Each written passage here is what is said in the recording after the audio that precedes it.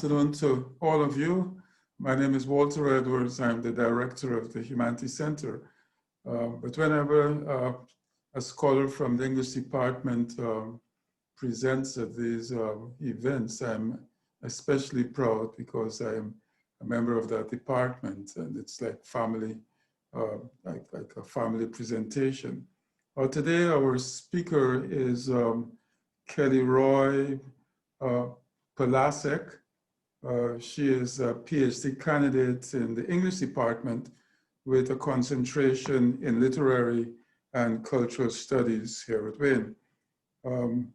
She got her first degree at the University of Michigan, Ann Arbor in 2011, and then decided to migrate to the better university and came here to Wayne.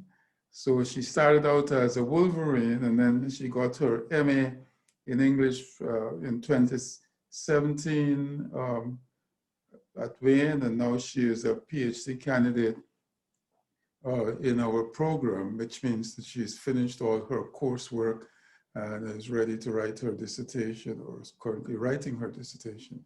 So with that sort of fast track behavior academically, you know that she is an up and coming scholar. She received, and she has already received the English department's De Roy Doctoral Fellowship. She has received multiple graduate student professional travel awards, including the Humanities Center Graduate Travel Award.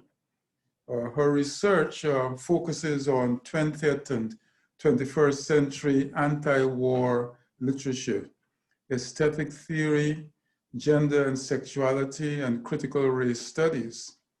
She has presented her research and progress at many national and international conferences, including the Bavarian Summer Academy, the Louisville Conference on Literature and Culture since 1900, and the Society for the Study of Multi-Ethnic Literature of the United States, their conference, it's called the MELUS. She has served on the executive board, or she still serves on the executive board of Wayne State University's Visual Culture student group, and has organized their annual spring graduate symposium for the last 4 years. Currently, she teaches in the Composition and Gender, Sexuality and Women's Studies program in the English department. She was the managing editor of Criticism, a quarterly for literature and the arts, which is a well-known journal in the literature, and she's a managing editor. That means she's extremely capable. And she did that work from 2017 to 2019. And she was a graduate research assistant for Professor Jonathan Flatley through the graduate school's competitive GRA program from 2019 to 2020. Today, she will be giving a presentation on literary extrapolation, the refugee, terrorist, revolutionary, and the American War in the Anthropocene. So please welcome to the podium, soon to be Professor Kelly Polasek. Thank you. Quickly, Zoom is so cool. I'm so overwhelmed to see everybody here from across the country and across the world. I'm gonna share in the chat a link to a Google Doc that has the script for what I'm gonna say, so you can check that I'm keeping to it, and you can follow along if that's easier for you. And then I'm going to share my PowerPoint quickly to make sure that I get that correct before I start. Okay. Does that look right to you? Okay. All right. Ooh. Okay,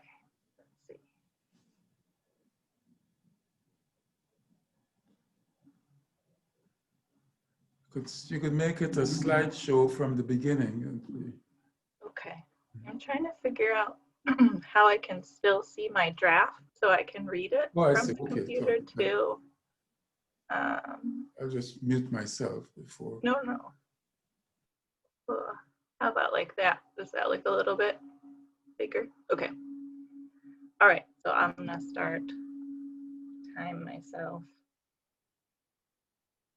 So first of all, thank you to Dr. Edwards for the introduction, and thank you to Kennedy, Cockrell, and all of the Humanities Center staff for making this talk possible. The Humanities Center and the Brown Bag Lecture Series in particular have been really important to my experience as a graduate student at Wayne State, and in fact, I committed to applying to the English PhD program here after I attended a Brown Bag lecture in early 2015 as just like a member of the public. So I'm really appreciative of these free and public events showcasing exciting research in the humanities, and it's really humbling to be giving my own. Thank you also again to everyone in attendance for spending this time together, for listening to my research in progress, and for letting me know what you think in the Q&A. Thanks especially to my advisor, Jonathan Flatley, members of my dissertation committee, and my writing group buddies for helping make my writing so much better than it would be if I was on my own. So this talk is, like I said, research in progress. It's meant to become part of the final chapter of my dissertation on anti-war literature.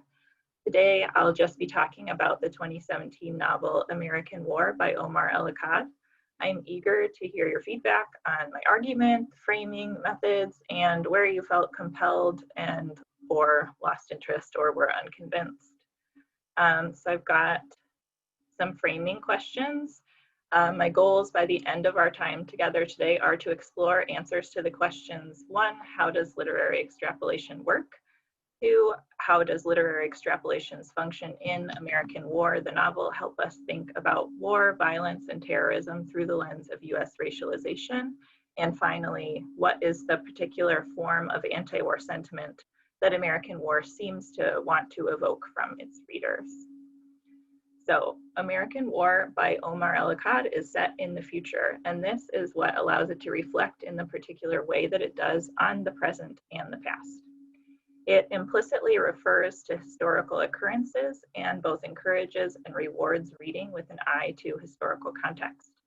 I want to make the case that the future setting of American War, through which relation to historical events is constructed out of a detachment from historical realism, affects the way in which the novel elicits anti-war sentiment. To this end, I want to ask, what does the futuristic aspect of this novel teach us if we are to think of it as an anti-war text? American War is serving for me as a case study for exploring the broader question: how do aesthetic projects that imagine the future affect our understanding of war and our understanding of what it means for something or someone to take an anti-war position? The future setting of American War provides a vantage point from which the reader can engage critically with the present moment retrospectively. In other words, once I enter imaginatively into the future of the novel, the year 2020 is, from this perspective, past. This perspective altering potential of stories set in the future is well-trod territory for science fiction studies scholars, with extrapolation and speculation being 2 modes of imagining future possibilities. Speculation has become a key term in recent humanities scholarship. From Anthony Dunn and Fiona Raby's 2013 book, Speculative Everything, Design, Fiction, and Social Dreaming, to Amy Bang's 2017 monograph, Migrant Futures, Decolonizing Speculation in Financial Times, and Mark Rifkin's 2019 work, Fictions of Land and Flesh, Blackness, Indigeneity, Speculation. As Brooks Landon summarizes in his entry on extrapolation and speculation in the Oxford Handbook of Science Fiction, extrapolating means exploring an existing trend or something that is plausible based on current conditions in the real world, while speculation asks what if and is more interested in possibility than probability. For Wayne State English's own Stephen Shaviro, the notoriously slippery terms exist in the following relation to one another. Quote, speculation picks up just at the point where extrapolation falters and fails. If extrapolation follows a social or technological trend to the limits of its potential, then speculation seeks to imagine what happens when a trend exceeds its potential and pushes against or beyond its own limits, end quote. In what follows, I want to position American War as an extrapolative text that draws from present events and in which torture as a plot point becomes the hinge point that demands that we as readers stretch our imaginations to capacity and perhaps even into the realm of speculation. As to how a critical engagement with the present from the future is formulated so as to move its readers, Shaviro, following speculative philosopher Alfred North Whitehead, tells us that speculation involves a proposition that is false, but nevertheless stimulates thought, both rationally and effectively inviting the potential for change. I think this statement can be applied to extrapolation too. It's worth noting sometimes speculation functions as a kind of umbrella term, subsuming extrapolation into itself. Extrapolation is concerned with things that are false in the sense that they haven't happened yet. Nothing in the future is 100% guaranteed. Whitehead calls speculation's special ingredient a lure for feeling. And per Shaviro, quote, without the speculative lure of false properties, we might never be moved to change anything, end quote. By soliciting the reader into a world wholly other than their own, speculative texts force an engagement with a different surrounding. The affective space conjured out of this difference in temporal surrounding allows the reader to then unpack the story and its critique from a distanced, yet in the case of extrapolation, proximate position. The premise of American War extrapolates impacts, both physical and political, of climate change in the novel's present moment, 2017, fast forwarding to 2074 to imagine Florida underwater due to rising sea levels, and a second civil war in progress between the fossil fuel issuing North and the free Southern state that refuses to give them up.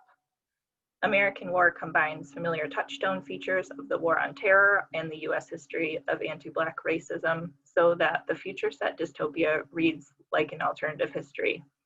The novel's plotting plays with dominant historical narrative by extrapolating potential near future events that are clearly parallels to actual past and present or ongoing events.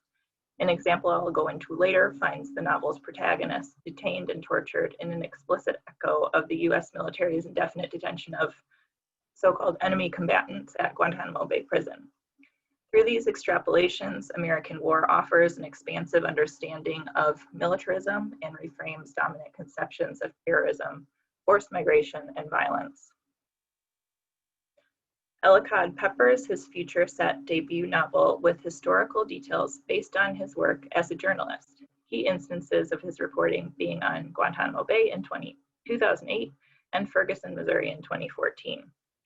What do we get when we examine a book that situates itself as an extrapolative text by sourcing factual information directly from the author's journalistic writings? By situating the reader in a future tense, speculative fictions provide the opportunity for gaining a perspective on the present that is not available otherwise. Thus, the future set novel functions as contemporary nonfiction, even realist fictional accounts of the US military cannot.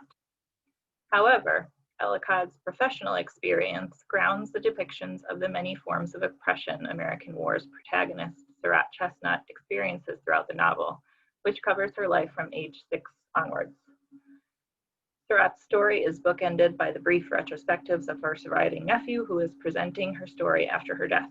The narration of Surratt's experiences are intermittently interspersed with government documents, redacted archival materials, speech transcripts, and media clippings that give the reader a sense of the hegemonic narrative of the world of the novel, an official story that clashes jarringly with what readers are encountering through Surratt's experiences, and how this world is constructed and maintained. The way that Ellicott leverages both his professional experience as a journalist and the liberties offered by the form of the novel set in the future is what makes me view this literary text as such an effective work of extrapolation. So, what specifically does American War's extrapolation make possible? The distancing and defamiliarization that occurs in feature set texts due to their break from realism is the formal technique that allows readers of American War to recognize the overlap of state-sponsored terror wielded systematically at Black and Brown Americans and the racialized other of the global war on terror.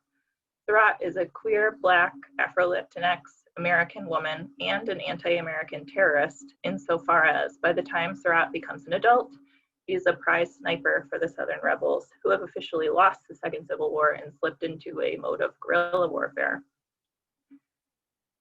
As a child, her family was forced to relocate to a refugee camp called Patience after her father was killed when a government building was bombed.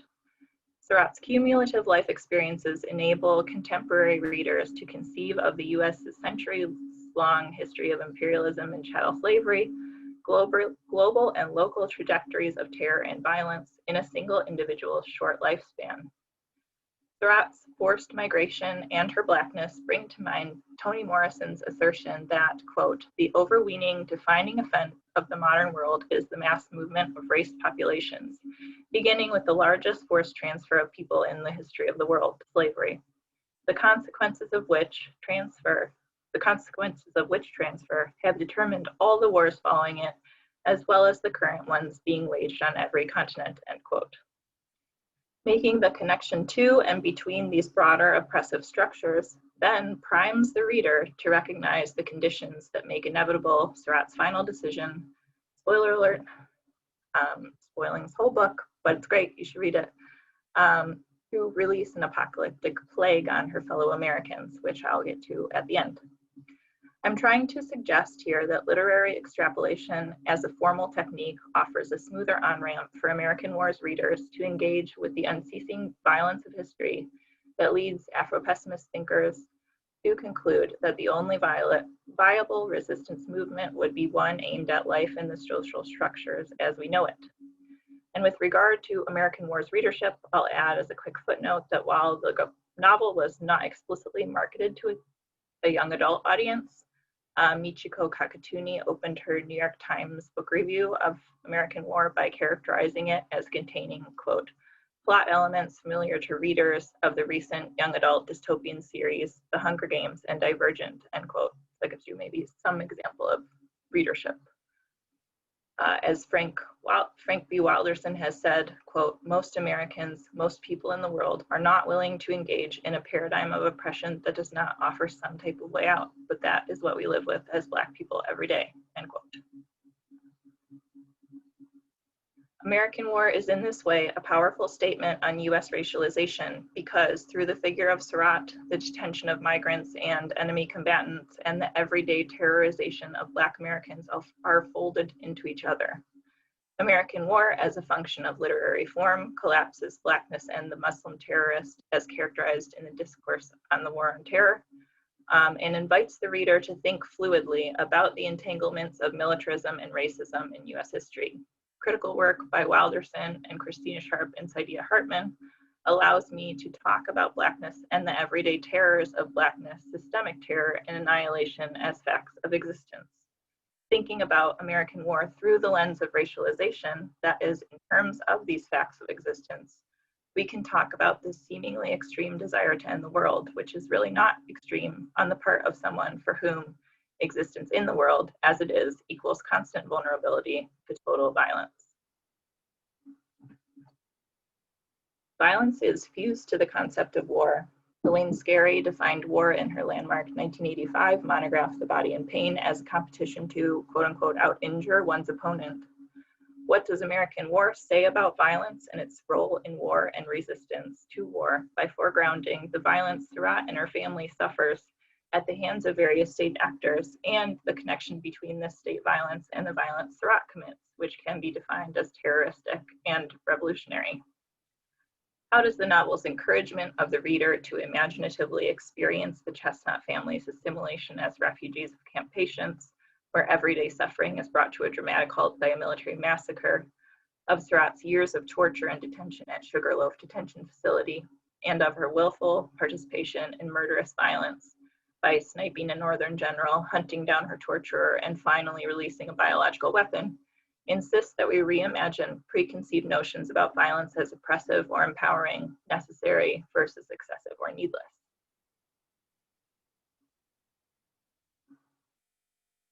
American War reframes the hegemonic US narrative that makes attacks on uniformed representatives of the nation state, soldiers, police, and property damage, for instance, hypervisible as violent incidents, while rendering much less visibly violent the forced relocation of huge numbers of the global population, mass species extinction, and quote-unquote enhanced interrogation, to name a few.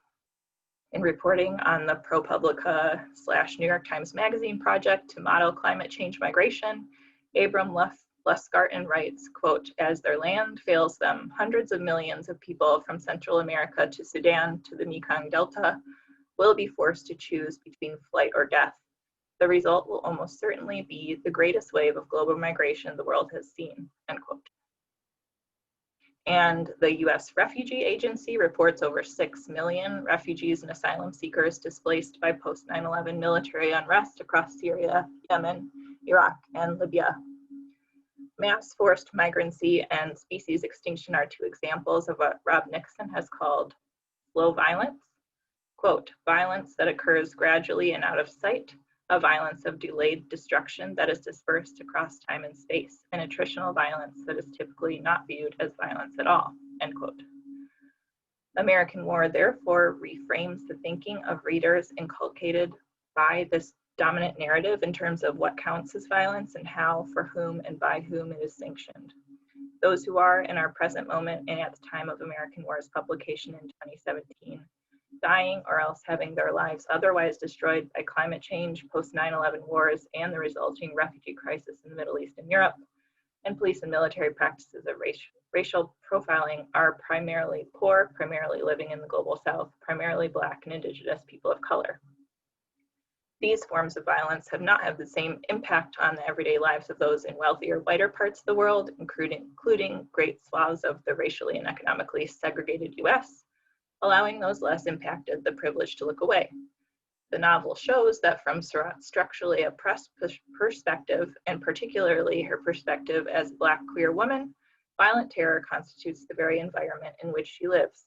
This environmental quality of racial terror, the ever-present threat of and vulnerability to violence, is Christina Sharp's weather of anti-Blackness. Sharp delineates the way in which those with power to sanction anti-Black violence produce a narrative around it. Quote, "The injury will then be seen to slip from the conditions of slavery, colonialism, segregation, lynching, touristic display, ethnographic display, incarceration, vigilantism, gentrification, immigrant camps and detention centers, and state murder to social and other scientific claims about Blackness and Black being itself," end quote. That is to say, the quote-unquote injury of Blackness is made to appear inherent rather than caused by structural oppression. But Ellicott's coverage of militaristic crackdowns on the residents of Ferguson following the police shooting of Michael Brown in 2014 brings the state violence against Black Americans and its connection to imperialistic US military activity in the Middle East front and center in an August 2014 article titled "Rifles, Tear Gas, Riots. Ferguson is the American Spring." Without even scratching the surface of the racist impact of the systematic militarization of police in the era of mass incarceration, we could point to the 1985 police bombing of Move in residential Philadelphia and the deployment of the National Guard to Detroit in the summer of 1967 as examples that prove the point of the founders of the movement for Black Lives that Ferguson was, quote, "not an aberration, but in fact a clear point of reference for what was happening to Black communities everywhere," end quote. Surratt is an American-born citizen who was orphaned and displaced by a civil war. Under the logic of American exceptionalism, wherein having US citizenship protects you from certain things, and on the flip side is a legitimate reason to treat people differently, her later detainment and torture by her own government would seem to merit shocked outrage. Instead, the novel exposes the bad faith underbelly of this logic, which unevenly yet systematically distributes violence across populations, and in doing so preserves a number of societal norms and government policies. Surratt's treatment, while perhaps still shocking and outrageous, is the system working smoothly? In this way, if the novel invites a sense of outrage or justice, it is more attuned to an abolitionist position, an advocacy for tearing down the current system rather than seeking to characterize Surratt's experiences as indications that a well-intentioned system is malfunctioning or as an unfortunate exceptional occurrence, which is how the repatriation specialist in the novel from the peace office characterizes Surratt's detention and torture. Quote, "The government of the United States, in capturing and temporarily detaining you as a suspected insurrectionist, was acting in good faith on information from a source the government now believes was not credible," end quote. In this slide, I'm just trying to give like a quick current events visual of differences between advocating for reform and abolition. And I would draw attention to the title of Miriam Kaba's recent New York Times op-ed, "Yes, we literally mean abolish the police." So, a single chapter of American War covers the period of Surratt's life as a detainee in Sugarloaf, a detention center in the Florida Sea. Surratt's experience as a detainee and earlier in the novel as a resident of refugee camp may bring to mind Giorgio Agamben's theories of biopolitics and bare life, the state of exception, and the homo sacer figure. While at Sugarloaf, Surratt seems to embody bare life. Quote, "The girl whose soul the thick-necked guard had slowly strangled was gone. The days assimilated the dark assimilated the day, years passed," end quote. However, Alexandra Wahilier and others have pointed out how, just as Enlightenment definitions of humanity always end up excluding groups such as women or people of color from the category of the human, theories invested in the liminal, including Agamben's state of exception, function inherently to exclude. In opposition to Agamben, Wahilier points to the testimonies of subjects who exist in the realms of what he calls mere life as, quote, "instantiations of a radically different political imaginary which refuses to only sense bare life in the subjectivity of the oppressed," end quote. Therefore, Wahilier allows me to read Surratt's story as the testimony of a subject who is not limited to embodying bare life, but can instead intervene in the US political imaginary. It's impossible for a reader who hasn't been indefinitely detained and tortured in a military prison to literally understand what it feels like to be tortured over a duration of years as Surratt is. And so Ellicott embarks on an imaginative project at this point in the novel in order to invite the reader to try to think what it would be like to be a Sugarloaf detainee. Over 15 pages, the reader is immersed in Surratt's 6-year detention, complete with the physical and emotional sensations produced by solitary confinement, torture by sensory overload, and waterboarding, force feeding, and starvation. The remainder of the novel forces the reader to stay inside of Surratt's trauma by consistently calling attention to the lasting damage detainment has brought on her body and mind. But importantly, even as Ellicott has to do speculative work to write the chapter from Surratt's perspective with omniscient access to her thoughts, feelings, and pain, it is not a totally imaginative act, because there are people who look like and have names like him who have experienced this torture and the proximity to it through the impact to their communities and their constant vulnerability to it. Black, Latinx, and Arabic people live in the daily reality of a 21st century US environment where torture and detention are experienced not as impossibilities, but as threatened inevitabilities. Whiteness or white supremacy is what makes these fates seem impossible to some, but not all readers. Sharp, Hartman, and Wilderson theorized from this position of proximity to racialized terror. And the descriptions of the torture Surratt undergoes are themselves lifted full cloth from Ellicott's journalistic coverage. Guantanamo Bay in 2008 is transformed into Sugarloaf in 2086. For example, Surratt's detainment at Camp Saturday, the place where she resides when she is not in visitations, the North's euphemism for torture-based interrogations, includes the same surveillance, narrated with more attention to Surratt's experience of it. Quote, "Every 3 minutes, the slit in Surratt's cell door would open and a pair of eyes would inspect the room, and then the slit would close again. In time, the sound of metal slits opening and closing all along the corridor became a kind of metronome, against which Surratt measured the dawn and death of the day. Eventually, she came to know the peering eyes by heart and gave their owners names of her own invention," end quote.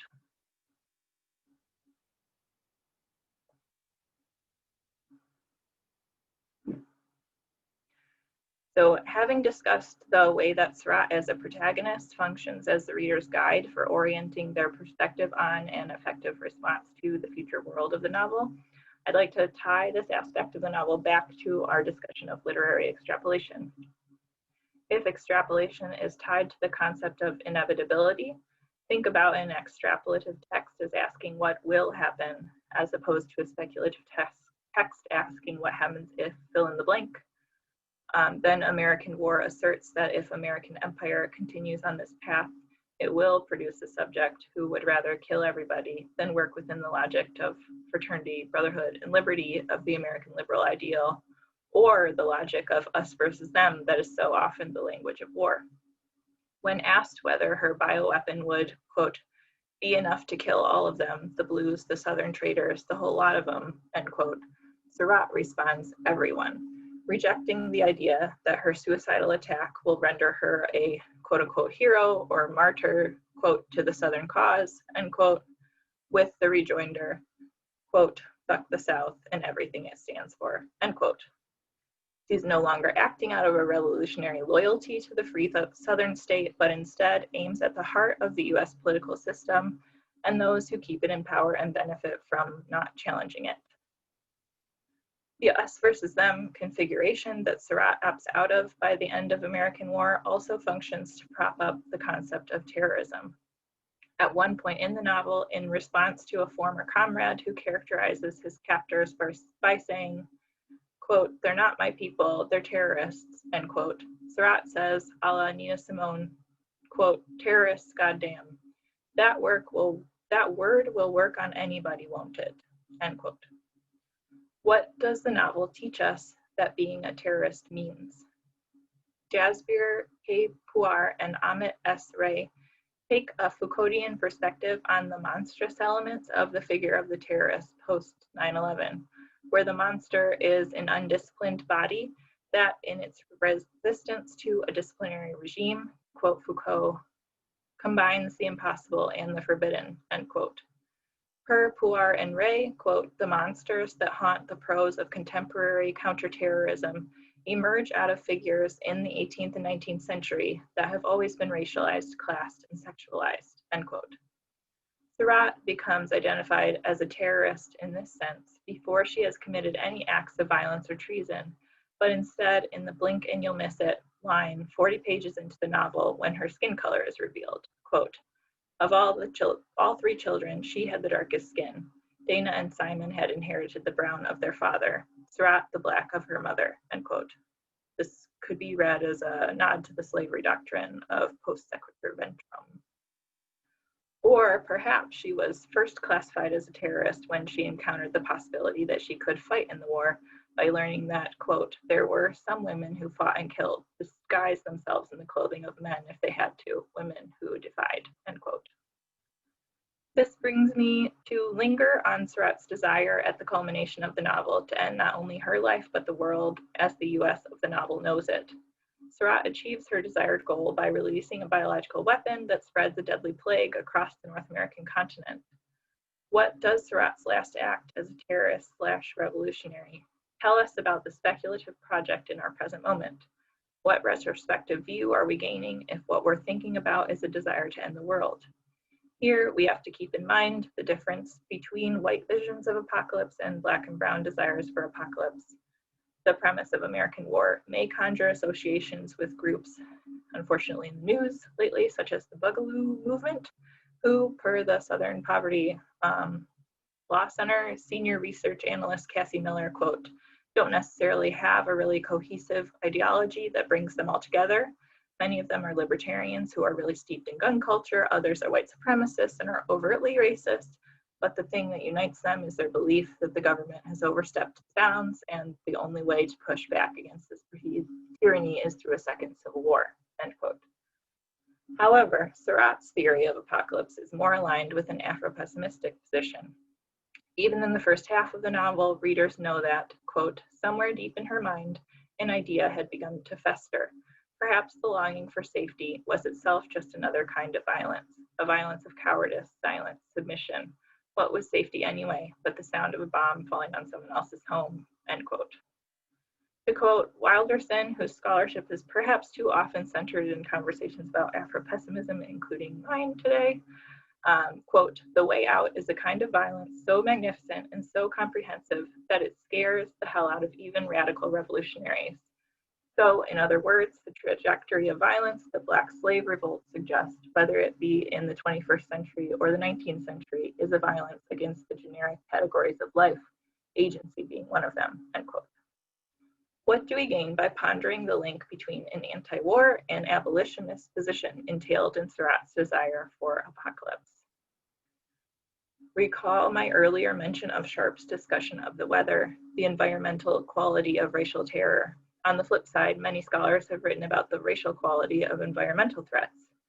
For example, a June 2020 summary of, quote, "The link between climate change and racial justice," end quote, on Climate Analytics blog, cites several journalistic and academic sources in support of the assertion that, quote, "In the United States, disproportionate percentages of people of color live in places that are polluted with toxic waste, leading to negative health effects such as cancer, asthma, degraded cardiac function, and high blood pressure. Research has also highlighted that race has a stronger influence on exposure to pollutants than poverty," end quote. Recall too, as we discussed the entanglements of climate change, racialization, and violence, American war's extrapolation of the present US dependence on fossil fuels as the spark for the future Second Civil War. It's worth mentioning that more generally, from an ecological perspective, the 21st century finds us in the midst of a mass extinction event in which human-driven violence is killing anywhere from 10 to 52% of the Earth's plant and animal species, depending on climate models. The novel does the work of showing what it will take to recognize, first, the scale of historic and ongoing violence that can be connected back to American war, and that has strategically been rendered out of sight and mind by dominant national narratives, and second, murder on an apocalyptic scale as a preferred outcome to what, if it wasn't obvious before, it is now, is presently occurring. The difference between the likely apocalypse that climate scientists' extrapolative models project, in which humans going about business as usual extinct ourselves, and the apocalyptic event set off by Surratt has to do with the uneven distribution of climate destruction and other forms of violence discussed already. In contrast to the historical racialized distribution of violence, Surratt turns her apocalypse away from the refugees in camps like the one she grew up in, and toward the North American elites and their symbolic attempt to, quote unquote, turn the page on the events of the Second Civil War with a reunification ceremony. This brings me, in my conclusion, to attempt a description of the particular form of anti-war sentiment the novel evokes. More generally, the extrapolation involved in American war setting in 2075 with the context of a scientific consensus that marks 2050 or even 2030 as points of no return in terms of carbon emissions is evocative of an intensive strain of anxiety, what Nixon, writing about speculative nonfiction about climate disasters, terms a quote-unquote felt immediacy that doesn't exist in the same way in speculative texts such as N.K. Jemison's The Fifth Season, the novel that I'm looking to next in the dissertation, which are not set in such proximate futures as American wars. More specifically, my understanding of the anti-war sentiment American war seems set up to elicit in the reader, that is, the feeling in Whitehead's description of speculation as consisting of a lure for feeling, is that it goes beyond a sympathetic understanding of Surratt's individual decisions to kill for her cause and enters the realm of abolitionist solidarity as a desire to burn the system to the ground. If I may insert a brief personal anecdote, when I first read the chapter of American War in which Surratt is detained and tortured, I felt compelled to stop. I couldn't keep reading for a time. To such an extent was I brought up short by the rage that this is not right, as the protagonist of Jemison's The Fifth Season often says.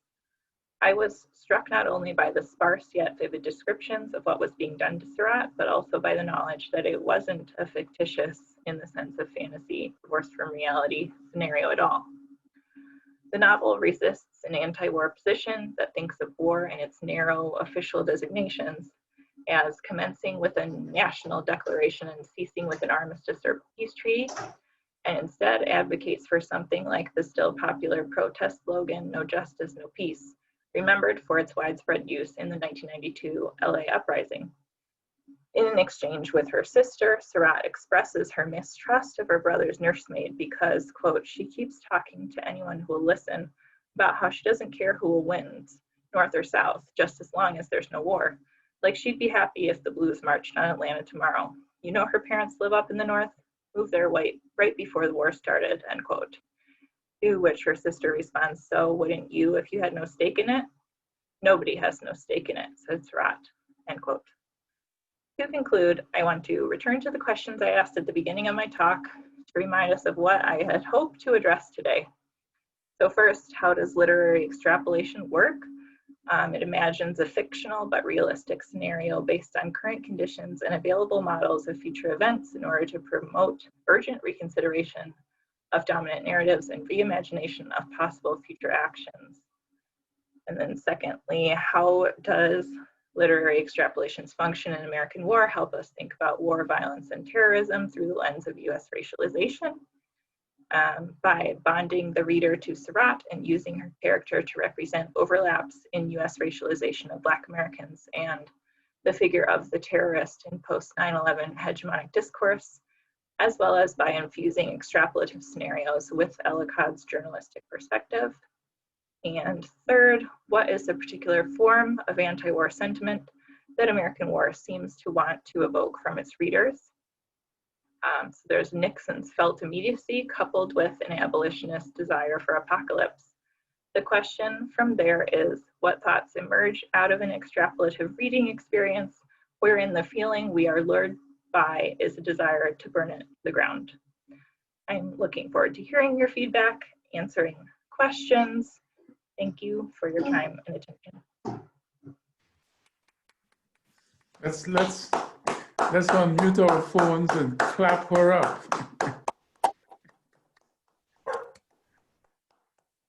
Thank you for a quite self-assured presentation. Well, Kelly, you get to choose who you will allow to speak, and you can either raise your hand. I see that, I think Kennedy, did you raise your hand? Just raise your hand or in some way indicate to Kelly that you'd like to ask a question.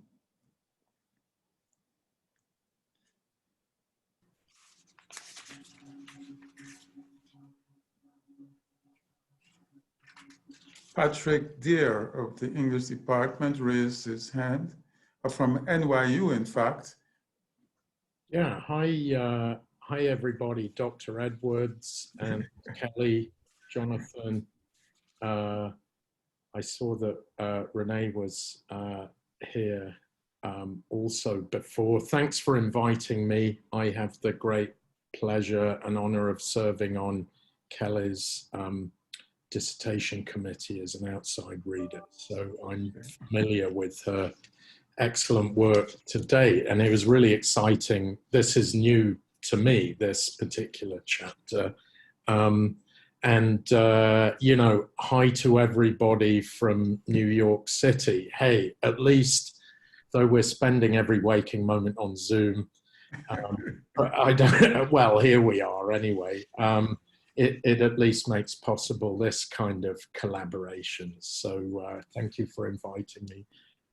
Yeah, Kelly, thanks so much. That was really exciting and rich presentation. I haven't read American War yet, but I'm really looking forward to reading it so I can give you a proper response. And I loved the argument making us think. I guess it was your first concluding opening and closing question about literary extrapolation. So I wanted to ask you a couple of things, because I work on this stuff as well, and I hear you and your anecdote about having to put the book down, because if you work on war culture and war literature or the refugee crisis, you know, racialized policing, in the era of Black Lives Matter. This is difficult stuff to handle. So one thing I noticed you say, and thanks for sharing, it was on, I guess, page 9 of the Google Doc in your talk, where you said that Surratt's torture is evidence of the system working smoothly. And I just wanted to have you apply some pressure to that a little bit. And just to ask, to what degree, as well as teaching us about the potential and possible limits of literary extrapolation as a way to take on these really difficult and urgent topics, to what degree does the novel also allow us to kind of, to make visible the way that you know, the war machine, the US military say, or the Ferguson police departments who are using military hardware given to them by the Pentagon in paramilitary ways on domestic populations, communities of color, you know, with a warrior cop mentality, even though they don't have the same kind of training as military personnel. So there's all of that going on. To what degree does the military and the war machine, you know, and that whole rendition, secret CIA torture program, to what degree does that rely on extrapolation and speculation? In other words, literary extrapolation we think of as a pretty good and humane thing, but is there a way in which the novel might also render visible the way the military absolutely depends, and police departments, on extrapolation, and actually the system doesn't work smoothly, and the technology and the strategies and tactics are constantly failing, but it doesn't matter from the point of view of these, the war machine or these militarized institutions. So just to take one example, torture in the war on terror depended on speculation, you know, and was often justified with a ticking time bomb scenario. Well, yeah, you civilians say you don't like the idea of waterboarding, but what if we could produce actionable intelligence that would prevent an imminent attack? I mean, actually, it turns out that was pure extrapolation or really speculation, because the Feinstein, Senator Dianne Feinstein, her Senate report on the torture and rendition program, which relied entirely on internal documents from the CIA, discovered that actually there wasn't any actionable intelligence yielded from the torture program. So, so then what was the objective? There was a sort of speculative projection of power and dominance. And maybe you read that terrible, striking quote about the destruction of Surratt's soul. You know, the person she was before doesn't exist anymore. And I've always wondered if the purpose of torture and rendition wasn't just about, was it about a fantasy of revenge? Is it just about domination, a horrible spectacle of force that's even more frightening because it's so secretive? But it certainly didn't work in terms of, you know, keeping us safe from terrorist attacks, according to that Senate response. So then does that, and if you think about military technologies as well, which are full of high-tech drone warfare, clean, hygienic, reducing civilian casualties, no, that doesn't work either. And it's just radicalized civilian populations, because anytime you're attacked by drones, it's horrifying, and it actually has created anti-American feeling globally, you know. So I'm wondering if you could say a bit about that. Is there a way in which a novel makes us realize that this deployment of power and violence itself depends on extrapolation. And I thought I got this from your talk, and I hadn't thought about this before, that maybe that's why when it comes to military technologies, you know, of surveillance, you know, and waterboarding is a medieval technology, but a technology nonetheless. Do military technologies or policing technologies need racialization? Because they're constantly failing. And if they don't work for everybody, then racialization is convenient, because then there's a way of saying, oh yeah, well, maybe they work on this particular population, peoples of color. There's something special about them. So there's a kind of quite disturbing racist logic going on there that, again, that's kind of an extrapolation, because, you know, does the technology work differently on people of color? I mean, no, but we hear that all the time. So sorry, that was kind of also a response with some questions in there, but just because I'm really excited about this. And there are implications for that. If the system's failing all the time, then what does that mean for anti-war activism or for abolitionism? You know, does it mean that defund the police is too monolithic a slogan, or just abolishing mass incarceration and racialized policing? Maybe it's not as monolithic as all that, and maybe there are ways to tackle it and counter it in a more complex way. So I don't know, that's a speculation, but I'd love to hear your thoughts on that. And I see Jonathan responding, yeah, about, I'm not saying that the technologies don't have implicit biases, and we know that algorithms do, but it's just that they don't actually work, you know, period, I think. But that doesn't matter. We still throw these vast budgets at them. So anyway, Kelly, what do you think? Yeah, thank you. It's really good to see you and to hear from you. And when you were talking, I had like a lot of thoughts too. But I definitely would like to do more thinking about how the novel makes us think about, or like interacts with, the speculative and extrapolative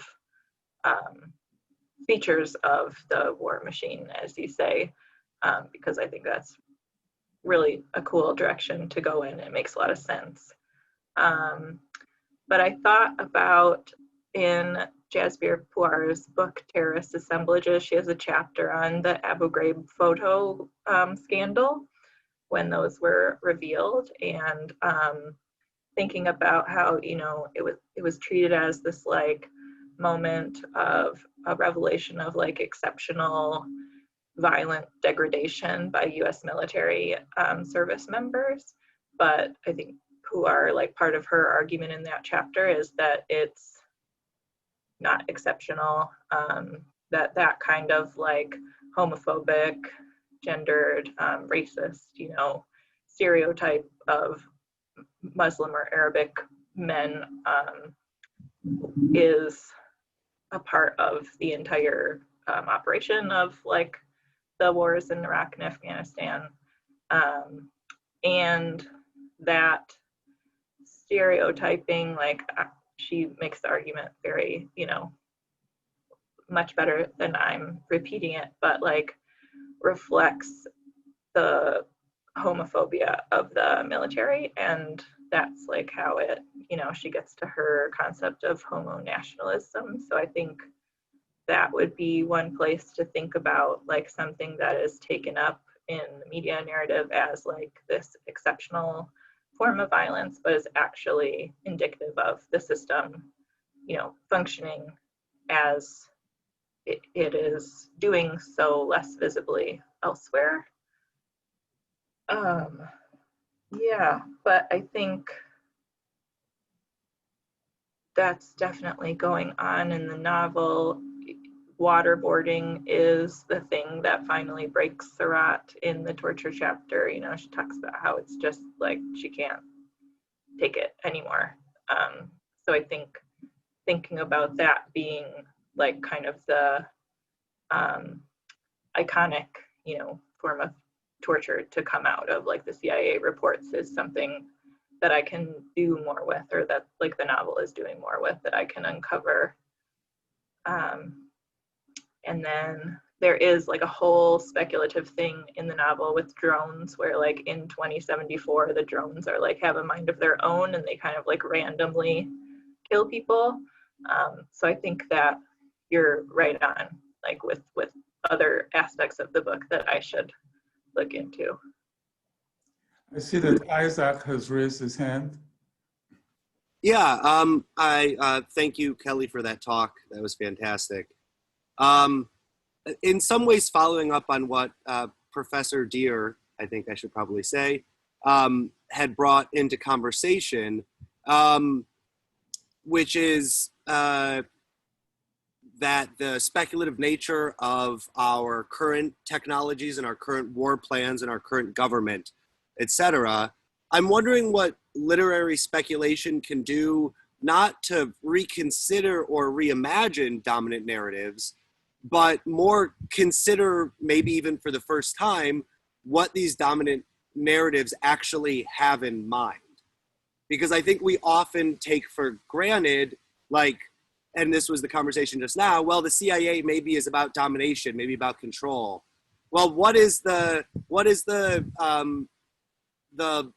dominant narrative of Exxon's executives actually planning to increase emissions over the next 50 years, right? What is their narrative of the future? What speculation are they actually doing? Is it a drowned Florida and they just have bunkers somewhere else?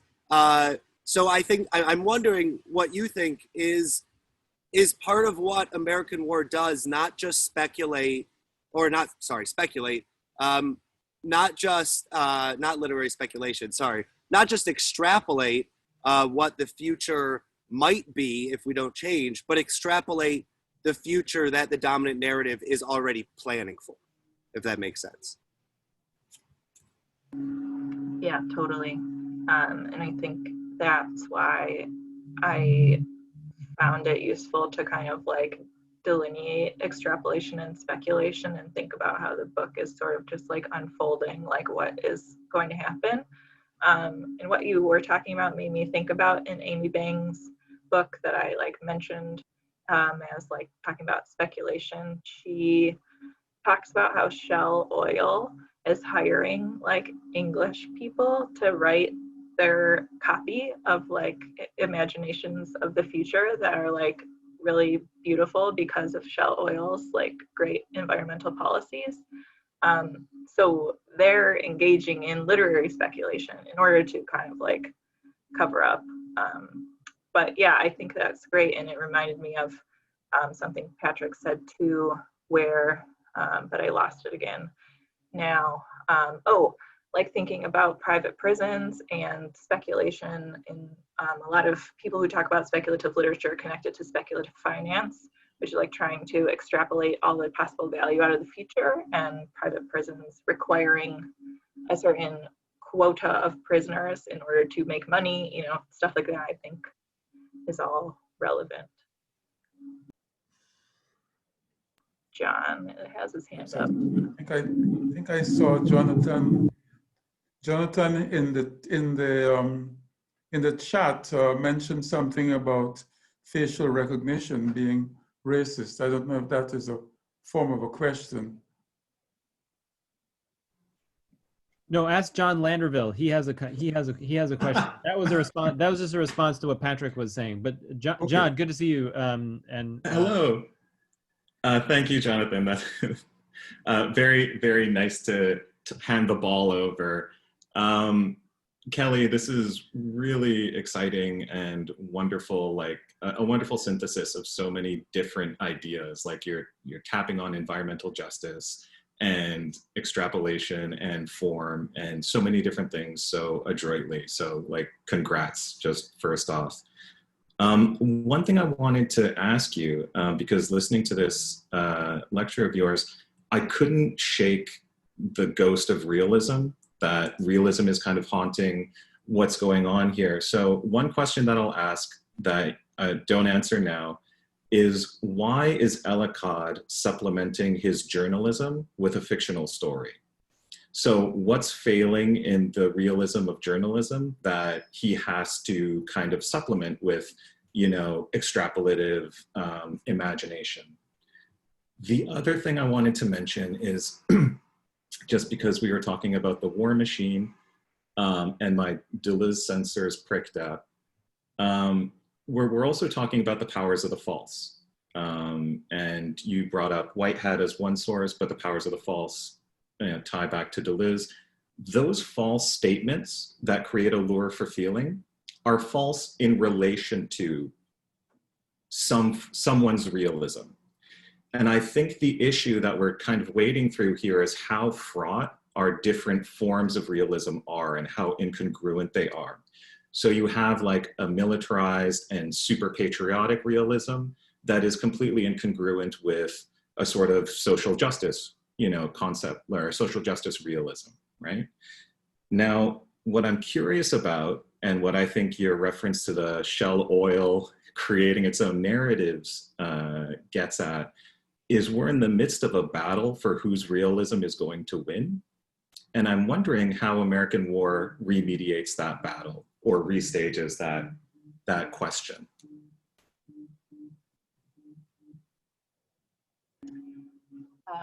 That's a good question. Thank you. And I think, you know, Deleuze has a place in this chapter eventually. It's okay, really, just edit him out, it's fine. But my first thought in terms of like how the battle between different truths is like represented in the novel is the formal technique of like in between each chapter, there's these kind of documentary pieces that Ellicott fabricates. So there is like speech transcripts from government, you know, speeches that kind of give the reader a sense of what the like official story is in the world of the novel, and kind of fleshes out, you know, I think there's like like little subsections of history books that have been written in 2075 that give you an idea of like the lead up to the Civil War, and then the novel kind of like goes on into 2183, I think, and like does like a 100-year retrospective on like what happened and how did the war end and things like that. So I think what I tried to start to think about in this paper is like how the reader's immersion in Surratt's mind and her whole life totally, you know, doesn't, the official story like doesn't hold up, because we know that the history is being written by the victors or whatever, and Surratt was not a victor. But I think there's more there. That's like kind of a surface level.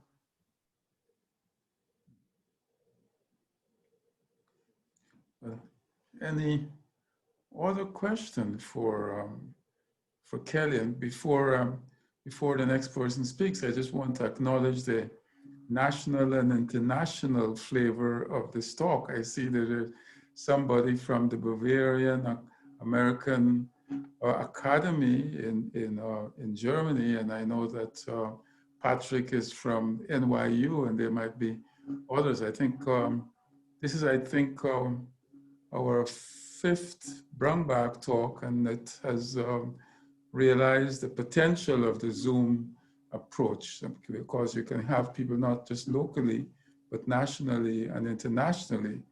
So that was great. When Patrick was speaking, I said, well, oh, God, this is a little lecture.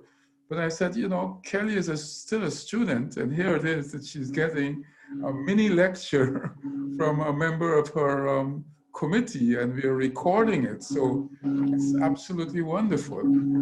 Okay, anybody else ask a My question? apologies for that. I just got excited. I was, Dr. Edwards, thinking of it more of continuing the conversation that I've had with Kelly and Jonathan and others previously. Wonderful. But it's just a wonderful opportunity, so thank you.